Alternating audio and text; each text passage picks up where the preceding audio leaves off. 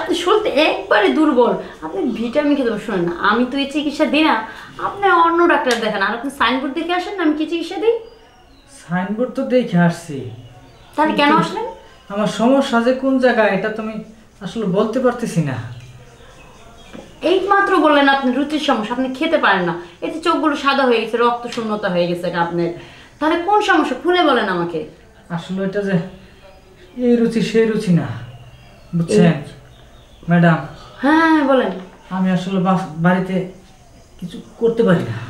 ও, case এইটা, এখন বুঝতে পেরেছি।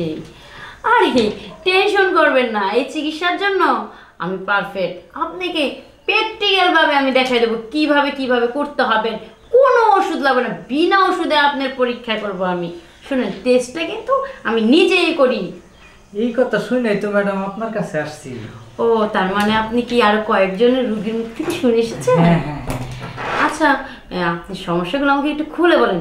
রাতে দিনে কয় টাইম কি করতে পারেন, কয় না কয় ঘন্টা, সেটা আমাকে খুলে বলেন।